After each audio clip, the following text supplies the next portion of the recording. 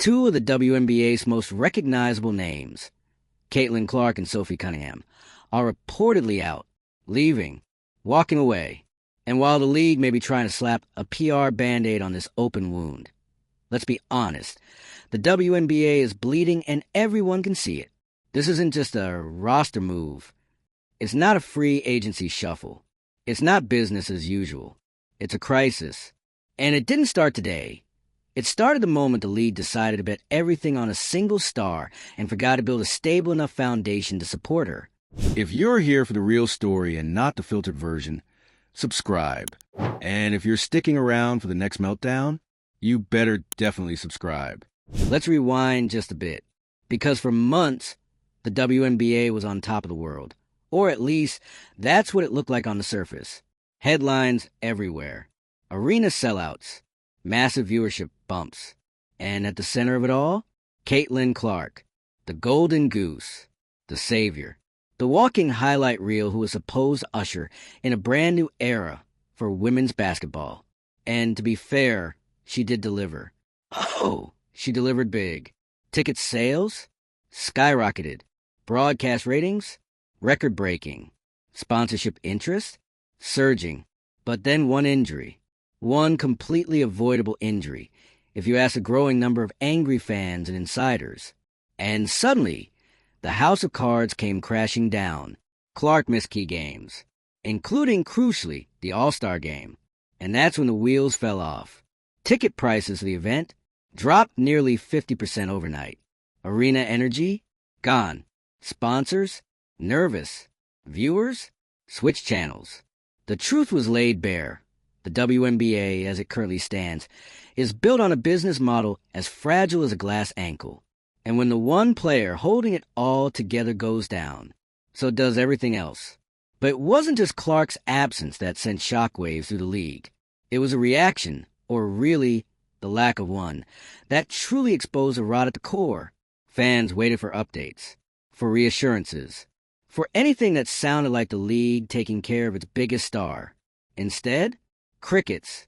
No transparency about her condition. No visible support. No strong statement from leadership about improving player safety. Just vague platitudes and an almost eerie silence. And then came the whispers. European leagues were circling, like sharks smelling blood in the water. Overseas teams reportedly began aggressively reaching out.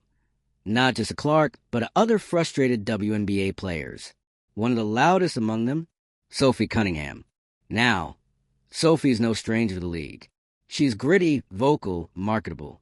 She plays with chip on her shoulder and a fire that fans love. But she's also been vocal about her dissatisfaction, about how the league treats its players, about compensation, about how women athletes deserve better. And now, she's out, following the same path many others have walked before her. Except this time, the timing couldn't be worse. Because now the narrative has changed.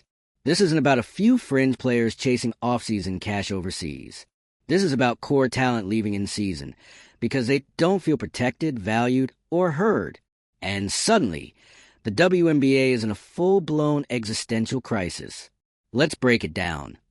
You've got your biggest star injured, your most outspoken veterans leaving, a collective bargaining agreement hanging by a thread, an entire fan base is openly wondering if the league is even worth supporting anymore. Oh, and European leagues? They're not just offering more money. They're offering respect. World-class facilities. Real medical teams. Job security. And the kicker? They actually listen to their athletes. Meanwhile, in the WNBA, players are taking charter flights because Clark's presence made it possible. They're working side hustles during the off-season. They're recovering from injuries without proper resources. And they're supposed to just smile and carry on? No wonder they're walking. And if the league doesn't wake up fast, that walk will become a stampede. Let's talk about that CBA for a second. The collective bargaining agreement has always been a powder keg, but right now, it's ready to explode. Players want more than just better pay. They want dignity. They want medical security. They want control over their careers. And they're not asking anymore. They're demanding. The message is loud and clear. Treat us like professionals, or we'll go where we are. What's worse, The WNBA has had years to get ahead of this. They've known the system was unsustainable. They knew that depending on one or two stars was a disaster waiting to happen. But instead of building up the rest of the roster, both figuratively and literally, they doubled down on hype. They slapped Caitlin Clark's face on every promo, booked her for every interview, and crossed their fingers that she carried a league to salvation. And when she got hurt, everything unraveled. So now you've got angry fans, disillusioned players, and international competition ready to swoop in and take everything the WNBA thought it had on lock. You can already feel the energy shifting. Social media is flooded with posts like, "Why is Caitlin even staying in the WNBA?" Or, "Sophie made the right move." And the sad truth is, they're right. Why would a top-tier player stay in a league that doesn't protect them, that treats them like a marketing tool rather than a human being, that can't even guarantee basic medical protocols? At this point, staying almost feels like a risk. And that's the league's biggest problem. It's no longer just about compensation. It's about confidence. Players are losing faith. And faith, once gone, is hard to win back. You know what's even worse? The league's leadership is still playing defense, acting like this is just a bump in the road. That's not just delusional, it's dangerous. Because you don't solve a mass exodus with silence and spin. You solve it with reform. Urgent top-down, no excuses reform. Better pay, better care, better structure, and yes, better marketing. Not just for one player, but for the entire league. Because a system that relies on one person to hold it all together, that's not a league. That's a ticking time bomb. So what now? If the WNBA wants to survive, it needs to evolve. Fast. Because this isn't just a momentary setback. This is a turning point. Either they make bold, player-first moves right now, or they watch the talent vanish. It's not enough to hope Clark returns healthy. It's not enough to guilt Sophie or others into staying. You have to earn their loyalty. You have to deserve it. Because right now, the WNBA feels less like a professional sports league and more like a cautionary tale in bad business strategy. And here's the part no one wants to say out loud. If Caitlin Clark actually leaves the WNBA, whether temporarily or permanently, it might not recover. At least, not in the way people hope. Her absence exposed just how hollow the league's infrastructure really is. It showed us that the foundation isn't strong. That behind the flashy promos and new TV deals, there's still a league struggling to support its own future. And if Clark leaves and finds success overseas, if she thrives in Europe or Australia or wherever she decides to go next, that's it. Game over. Because every young player watching her will realize the same thing. They don't need the WNBA. And when that truth becomes widespread, the league's not just fighting a crisis. It's fighting for its life. So what's the moral here? Don't build your empire on one person's back and call it dynasty. Don't ignore your players' concerns and expect loyalty. Don't market yourself as progressive while ignoring basic player safety. Because the world is watching. The fans are watching. And most importantly, the players have options. This isn't 2005. This isn't a world where the WNBA is the only show in town. If the league won't evolve, it will be replaced. Period. And honestly, at this point, maybe it should be because players deserve better. Fans deserve better. Women's basketball deserves better. And if that future doesn't include the WNBA, well, that's a choice the league made all on its own. Now it's your turn, because we need to hear from you. Do you think Caitlin Clark should leave for good? Was Sophie Cunningham smart to get out early? And can the WNBA recover from this, or is it already too late? Drop your thoughts in the comments, like if you're tired of seeing top talent mistreated. And subscribe if you live for the truth the headlines won't say out loud. This story isn't over. But the next chapter? That depends on whether anyone in charge is finally ready to listen. Caitlin Clark might not come back. Sophie Cunningham won't be the last. And the WNBA? It's not just in trouble. It's standing at the edge of a cliff, looking down, wondering if anyone's got a parachute.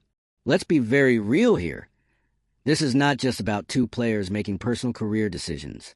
This is about a system that failed to evolve.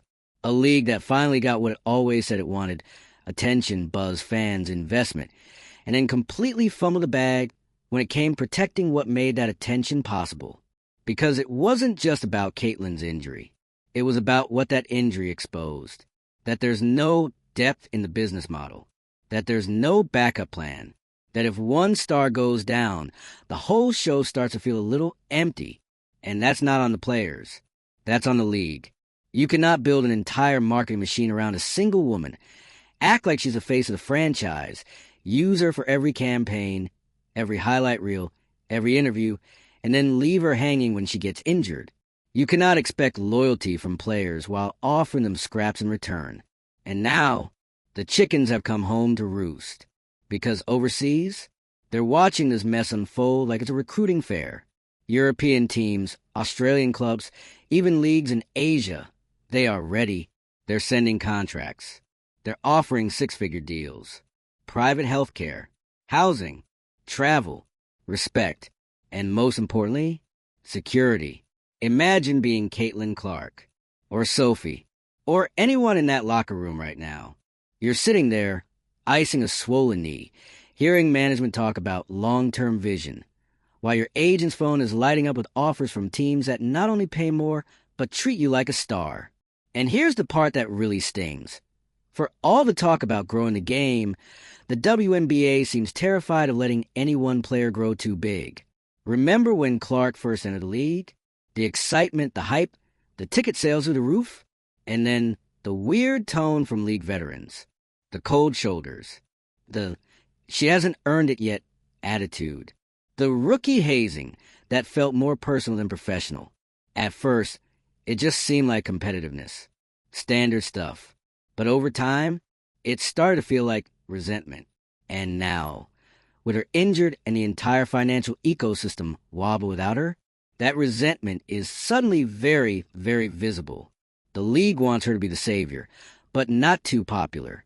They want her to bring fans, but not make anyone else feel overshadowed. They want her to carry the league's future, without being given the tools or treatment she needs to thrive. It's the worst kind of contradiction. And it's not just about Clark anymore. This is systemic. This is what happens when your infrastructure is built on vibes instead of vision. When your business model depends more on one person's needs than on real, sustainable strategy. So what happens if Clark does leave? Let's play it out. Let's say she takes an offer from a European powerhouse, one that pays her triple, gives her medical staff, international visibility, and lets her play the kind of game she wants to play. And let's say Sophie Cunningham thrives over there too. New audience, less wear and tear, more respect. Maybe she goes viral not because of a petty ref call or a foul that never got whistled, but because she's actually balling out. What message does that send? It tells every young hooper coming up that the WNBA might not be the dream anymore. That the league you grow up watching in highlight clips is maybe not the place where you'll be valued. That being drafted into the W feels more like a step sideways than a step forward. And that is devastating. Because if the WNBA loses that dream factor, if it loses the aspiration, then it loses everything. You can't build a future on second choices. And let's not pretend this is all about money either. Sure, compensation matters. But for many players, it's a principle. It's knowing that if something goes wrong, someone will have your back. It's knowing that if you give your body to the game, the league won't treat you like a malfunctioning part in a marketing machine. But right now, it's giving disposable. Clark gets hurt, and suddenly the league acts like it's inconvenient. Like the buzz she created was a problem to solve, not a gift to nurture. And fans noticed. Oh, they noticed. You can scroll Twitter, Reddit, YouTube comments, whatever your poison is, and you'll see the same sentiment echoed again and again. If this is how they treat their biggest star, what hope does anyone else have? And here's the real kicker. The WNBA didn't just lose control of the narrative, they never had it to begin with. They let it be shaped by silence, by confusion, by angry tweets and rumors and whispers. They didn't step in with transparency. They didn't offend their players. They didn't get ahead of the story. They just hoped the momentum would magically continue without any real support behind it. But momentum without maintenance? That's just inertia.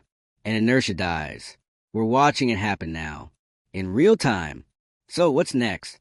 Honestly, it's hard to say.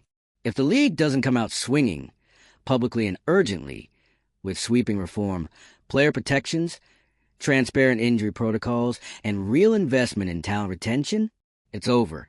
Not today, not tomorrow, but the damage will be done. The illusion will be shattered, and the exodus won't stop. Caitlin Clark's departure would be a seismic shift. Sophie Cunningham's exit is a warning shot, and behind them, a whole locker room full of women wondering if they're next. And maybe the worst part? The WNBA could have prevented this. They could have used Clark's arrival to build infrastructure, not just buzz. They could have prioritized player welfare, instead of leaning on old-school toughness and vague, welcome-to-pros energy. They could have unified the old guard and the new blood into a real, powerful force. Instead, they let ego, mismanagement, and outdated thinking run the show. And now the players are leaving. The fans are questioning. And the league is scrambling to figure out what went wrong, when the answers were right there all along. So here we are. The WNBA is officially in crisis mode. Its most bankable star is at a crossroads. Its veterans are gone or going, and the world is watching to see if this league will finally act or just implode under its own short-sightedness. You know what the saddest part is? This was so avoidable. All it took was treating players like people, like professionals, like partners in the league's success. But that chance may have passed. And if Caitlin and Sophie are gone for good, they're not just leaving a league. They're leaving a message. Treat us right, or we'll find someone who will. If Caitlin Clark and Sophie Cunningham are really walking away from the WNBA, whether for now, for next season, or forever, then we have to talk about what that means not just for them, but for everyone else in the building. Because when stars exit, they don't leave quietly. They leave a crater. And what's left behind? A league scrambling to fill it, with half-baked marketing plans, overworked rookies, and panic-mode press releases trying to convince us that everything's fine. Newsflash, everything is not fine. We are watching in real time as the WNBA's fragile little ecosystem crumbles under the weight of its own bad decisions. It's like watching someone build a Jenga tower with one hand while swatting away smoke alarms with the other. They were handed gold, and they tried to control it instead of build with it. Let's talk about Caitlin for a minute, because this isn't just a girl who plays ball well. This is a cultural phenomenon, a ratings machine, an icon in the making, the kind of once-in-a-generation talent that sells jerseys in cities she hasn't even played in yet.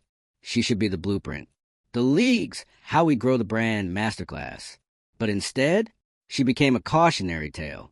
From the moment she stepped on the court, it was like the league didn't know what to do with her. There was excitement, sure, but also resistance. The "she hasn't earned it" crowd got loud. The "she's just hype" whispers floated. And the officiating? Don't even get me started.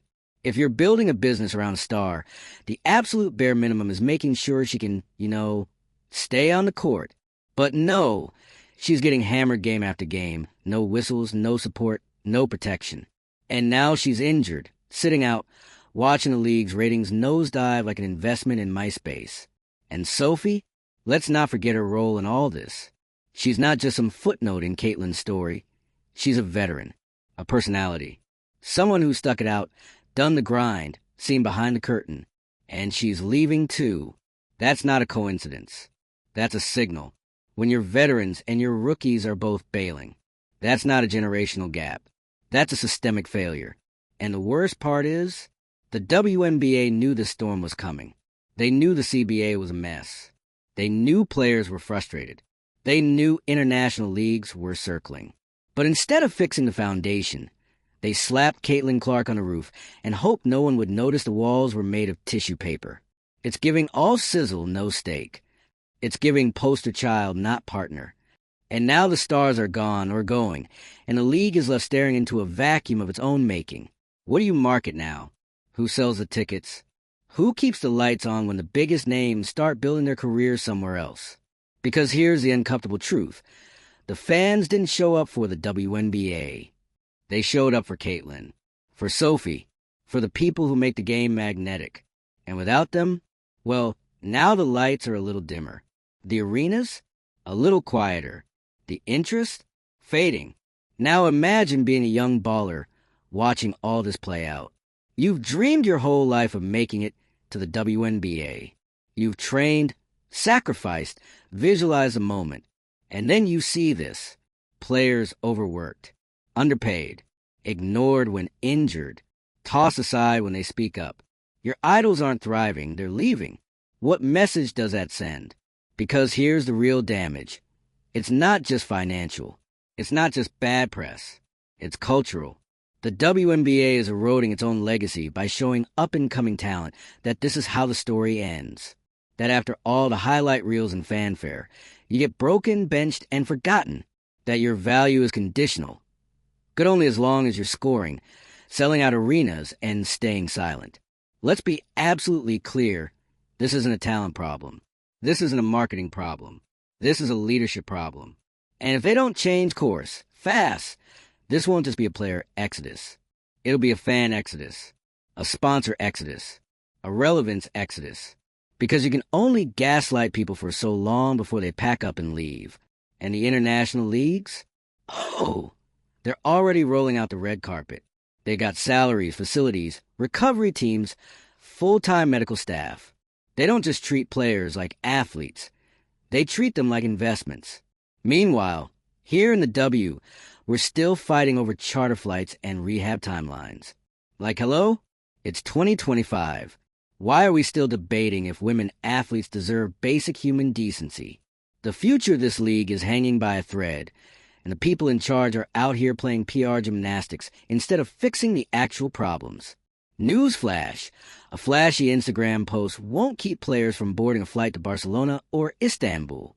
So here we are, one generation leaving, one generation questioning whether they should even start. And the league? Still pretending it's business, as usual. If you're the WNBA, now's the time to decide. Are you going to be a serious sports league? Or just a cautionary tale told in ESPN documentaries 10 years from now? Because right now, the legacy of women's basketball is being outsourced, not just to Europe, but to people who care more about their athletes than the ones running the show back home. And that's the real heartbreak. The game is beautiful. But the system is broken. And unless something drastic changes, unless the people in power actually listen for once, unless players are treated like the foundation, not just the fireworks, this whole league could collapse in on itself. But hey, maybe that's what it takes. Maybe it takes the loss of a Caitlin Clark. Maybe it takes a Sophie Cunningham packing her bags. Maybe it takes an empty arena and a ratings drop that finally rattles the boardroom. Maybe that's when they'll realize you can't build a league on buzz. You build it on trust. And right now, that trust is gone. All right, you know what time it is. Your turn. Do you think Caitlin Clark should walk away permanently? Was Sophie Cunningham the first of many? And seriously, can the WNBA be saved at this point? Or are we just watching the final act of a slow, preventable downfall? Hit the comments. Let it all out. Like this video if you're done watching talent get wasted. And hit subscribe if you're riding with us for every twist, every scandal, every meltdown that's still come. Because trust me, this ain't the last one. See you in the next chapter.